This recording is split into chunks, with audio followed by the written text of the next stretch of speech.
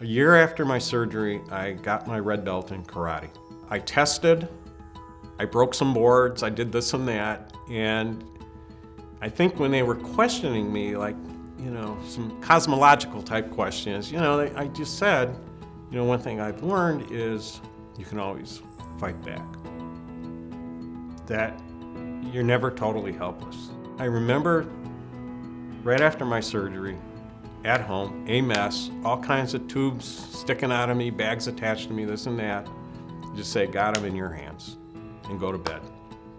And then you try it again the next day. Choosing an Indiana pouch was not a real easy decision, but the fact was, because of the spread of the cancer and the treatments I'd have to go for that, having a neo-bladder was not an option.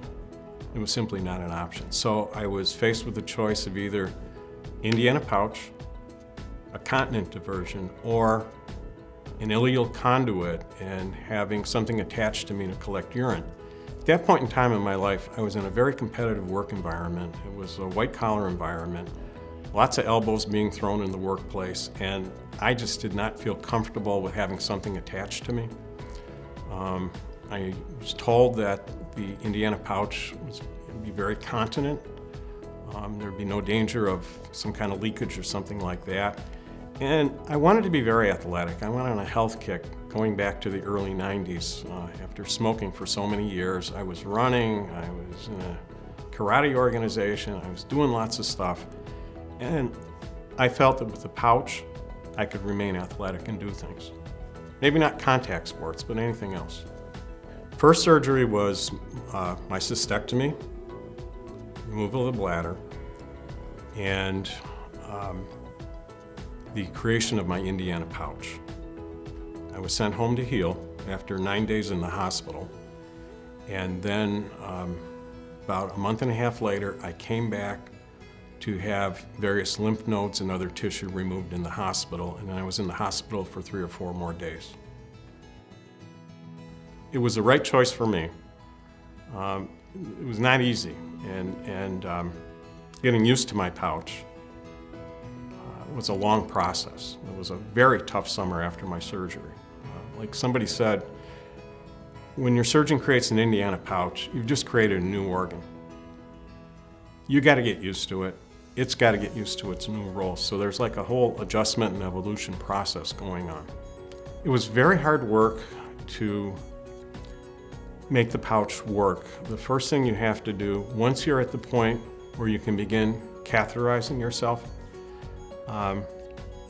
the interval is very short. It's like only a couple hours between cathing yourself. And that's going on through the night too, so you're getting no sleep. And you're healing from major surgery, so that's very challenging. Over time, you can increase the intervals between the times you have to cath yourself, and it becomes a little easier and you get more sleep. But at the same time, you're recovering from major, major abdominal surgery. Interestingly, it's funny, but you are walking the day after surgery. And I think that's a general policy, and your legs still work even though your abdomen is one mess.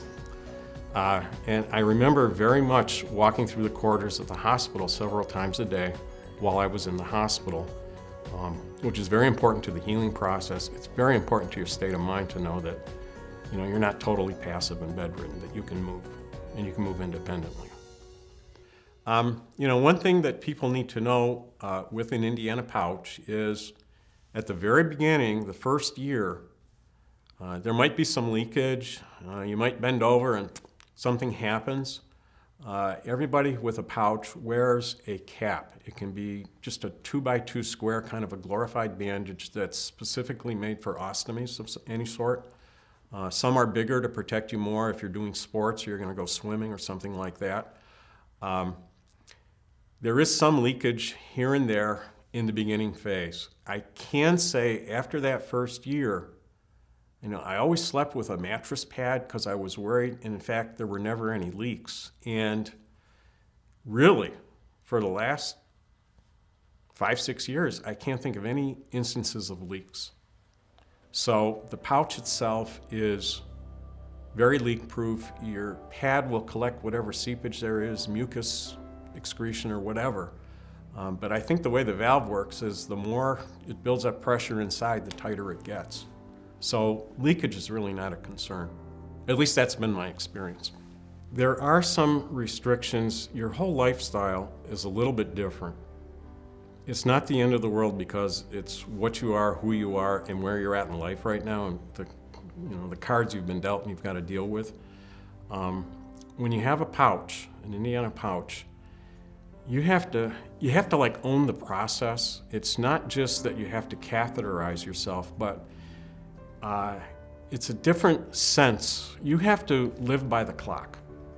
You have to cath yourself at certain intervals. It's going to be different for different people, but for me, it's right now pretty much 3.5 to 4 hours. It's time to cath.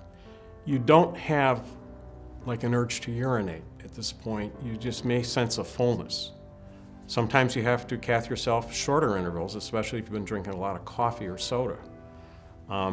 At night, I have to get up 5.5 hours after I cath myself and cath myself again in the morning. I have to set that alarm, and there's no sleeping in, there's no blowing it off. It's very important that you empty the pouch, that you don't overload it, stretch it out of shapes, and make sure you don't want to lose its elasticity. And you certainly don't want it backing up and possibly messing with your kidneys. So you really do have to live by the schedule. And there's going to be exceptions here and there, but for the most part, you got to stick to the plan. You have to manage your supply of catheters. You may be reusing them a couple of times. You have to make sure that they're clean, sterilized. You have to be very conscious of infection. Because if you get an infection in your pouch, that's dangerous. It can harm your kidneys if allowed to spread. So if you feel sick, and you'll feel it, you've got to get to the emergency room or get on the horn with your doctor and have them test it and see what kind of antibiotics they're going to use. You have to be very conscious. And I haven't had an infection in a couple of years, so whatever I'm doing, I think I'm doing right. But it means a lot of hand washing. It means packing supplies of catheters. If you're going to be out of the house, you better have a few catheters packed up with some tissue and lubricant. If you're planning a trip, it's a major logistical thing. You got to make sure you got enough catheters to cover you for those couple of days or that entire week. And what happens if you're stranded? You're going to need some extras. You got to kind of think it through. You got to manage your supplies. You got to manage your orders of stoma caps, of lubricant supplies, of special prep for your skin to keep it healthy. So you got to own the whole process. If you're a really passive individual and you're just not into all that, maybe it's not the right choice. Here's my advice for people who are contemplating actually having an Indiana pouch. It's a complicated thing. It's a new organ. And you're going to have to figure out a whole lot for yourself. It's not simply just twist it in there and you're all set and you're going to run on automatic pilot from this point forward. You're going to learn every twist and turn in that little channel and how to thread that catheter through there. The most advice the doctors can give you to start off with is kind of push down and to the left or whatever. But you're going to have to figure out for yourself exactly what is that motion that gets it in there with the least amount of struggling. You're going to know how your pouch feels, whether or not the clock says it's time to cath. You're going to know, okay, I feel very full, it's time to cath. You're going to have to know, you're going to pass a lot of mucus. And you need to flush it out of your system. You may have to inject some sterilized water in there to kind of then draw out some mucus or stuff. Your catheter might get plugged up with some mucus. It might, and you got to rinse it out. So there could be little problems. You got to learn how to work with them. Nothing insurmountable, but there's no operating handbook or manual that says turn to this page and here's how you're going to do it. So you got to learn a lot of stuff for yourself. If you're thinking about an Indiana pouch, the best advice I can give you is you got to give it time to work. You have to ask a lot of questions because maybe there's better products for you to use, maybe a different kind of catheter, maybe a different kind of lubricant. You got to kind of know your own cycles. You got to know when's the right time to cath, how to get the rest that you need. You do know that you will probably be free to do a lot of stuff. Nobody will know unless you tell them that you have a pouch inside of you. There's no external giveaways, so that works for you. If you're working in an office environment, I think a pouch will work just fine.